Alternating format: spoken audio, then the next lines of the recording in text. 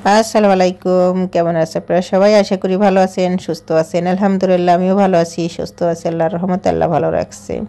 নিয়ে আসলাম যে টুটি ফুটি আমি বানিয়েছিলাম তরমুজের খোসা দিয়ে, সেই টুটি ফুটির কেক আমি বানিয়ে নিয়ে আপনাদের মাঝে হাজির হলাম। আশা করি খুবই ভালো লাগবে। হাতে বানানো টুটি ফুটি এবং ঘরের জিনিস দিয়ে বানিয়ে নিলাম সুন্দর একটা কেক, একদম ছোটোখাটো কেক। একটা কীভাবে বানাবেন দেখে নিন পুরো প্রসেসিং। আর টেস্ট মাশাআল্লাহ অসাধারণ একটা টেস্ট হয়েছিল, অসাধারণ। যে এত সুন্দর আর টুটি ফুটিটা এত মিষ্টি হয়েছিল যে অসাধারণ একটা টেস্ট। যে একবার না খাইছে সে বারবার ওই পথে বানাই খায়। আপনারাও বানিয়ে নিন, ঘরে বানাই খান আমার মতো। তাহলে দেখুন কিভাবে বানাই। বিসমিল্লাহির রহমানির রহিম। এখানে আমি টেম্পারেচারে থাকা দুটো ডিম আমি নিয়েছি, আগে বের করে রেখে দিয়েছিলাম। দুটো ডিমটাই কেক বানাবো আমি। দুটো ডিম একটা হ্যান্ড ওয়াশের সাথে আমি একটু ফেটিয়ে নিয়ে লাগছি আগে। বেশিটা ফাটাবো না, যখন হালকা একটু মানে জাস্ট 2-3 মিনিটের মতন ফাটানোর পর তখন আস্তে আস্তে আমি কিছুখানি জিনিস অ্যাড করব।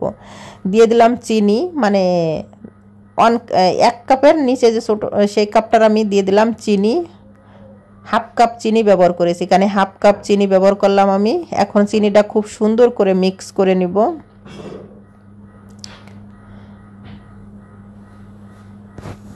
চিনিটা যখন মিক্স হয়ে যাবে তখন এখানে আমি ব্যবহার করব রেগুলার খাওয়া যে তেল, সেটা।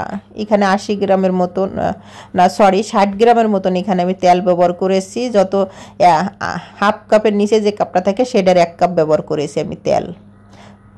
তখন এখানে আমি খুব সুন্দর করে মিক্স করার পর এখানে দিয়ে দিলাম ভ্যানিলা এসেন্স। কেন কি এখানে আমি যত দুধের ডিমটা বানাবো লাগছে, এই জন্য আমি একটু মানে ফন্সি কেক বানাবো, ছোট একটা কেক বানাবো। আপনাদের পরিমাণটা তখন বাড়িয়ে দেবেন। যে মানে 1/2 কাপের, যে 1/2 কাপের আমি চিনি ব্যবহার করলাম, সেই 1/2 কাপেরই আমি এখানে 1/2 কাপ দিয়ে দিলাম আটা, আর 1 চামচ দিয়ে দিলাম বেকিং পাউডার। দেখুন আমি কিন্তু মানে ফুল যে কাপটা সেটা কিন্তু ব্যবহার করি না, তার ছোটো যে কাপটা থাকে 1/2 কাপ সেটা আমি ব্যবহার করেছি। মানে 1 কাপ আমি ব্যবহার করি না, 1/2 কাপ চিনি 1/2 কাপ আটা ব্যবহার করেছি। এটা কিন্তু আমি আটা দিয়ে করবো, আপনারা ময়দা দিয়েও করতে পারেন। আটা দিয়ে কিন্তু এত সুন্দর কেক হয়েছে, আসলে আমার জানা ছিল না। এখন খুব সুন্দর করে আমি মিক্স করে নেব। দেখুন যত ডিম এলো কালারের জন্য খুব সুন্দর একটা কালার আসছে। এখন আমার মাখানো হয়ে গেছে। 1 চামচ এখানে আমি বেকিং পাউডার ব্যবহার করেছি, আর এখানে 1/2 চামচের মতন আমি একটু কর্নফ্লাওয়ার ব্যবহার করছি, যাতে কেকটা একটু স্পঞ্জি আমার কাছে ভালো লাগবে, এই জন্য এটা স্কিপ করতে পারেন। এখন আবার মাখানো হয়ে গেছে, সাইডে আমি রেখে দিলাম। এখন আমি কর্নফ্লাওয়ার সাথে আমি মিক্স করে নেব টুটি ফুটি। যে টুটি ফুটিটা দেখুন আমি বানিয়েছিলাম, সেই টুটি ফুটি এখানে 1 থেকে 1.5 চামচের মতন কর্নফ্লাওয়ার নিয়েছি। এখন সুন্দর করে মিক্স করে, যাতে সব জায়গাতে এই টুটি ফুটিটা পড়ে থাকে। যদি না মিক্স করে তাহলে এই টুটি ফুটিটা এক জায়গায় থাকবে। এই জন্য এই টুটি ফুটি মাখানোর একটার সাথে একটা লেগে যাবে না, সব জায়গায় টুটি ফুটি পাওয়া যাবে। একদম মানে যখন কেকটা খাবো একদম দাঁতের নিচে পড়বে টুটি ফুটিটা, এই জন্য। এখন আমার হয়ে গেছে। এখন টুটি ফুটিটা ঢেলে দিলাম কেকের ব্যাটারের ভিতরে, ঢেলে দেওয়ার পর জাস্ট আমি একটু মিক্স করে নিয়ে এখন আমি কেকের বাটিতে আমি ঢেলে নেব। আমি একটা কেকের একটা মোল নিয়েছি, একদম ছোট যে মোটা, সেটা একটু ব্রাশ করে একটু তেল ব্রাশ করে নিলাম। একটা পেপার আমি এটা রেগুলার যে খাতা ওইগুলোতেই দিয়ে দিয়েছি। এখন আমি কেকটা ঢালিয়ে নেব। কেকটা দেখুন কি সুন্দর একটা কালার আসছে, মিষ্টি মিষ্টি একটা কালার আসছে। যত ডিমের জন্য এবং আটা দিয়ে করা আছে, খুব সুন্দর একটা কালার আসছে। টুটি ফুটি কিন্তু এখনও দেখাচ্ছে। এখন আমি এটা ঢেলে নেওয়ার পরে একটু ট্যাপ ট্যাপ করে নেব, যাতে বাবলগুলো যাতে বের হয়ে আসে।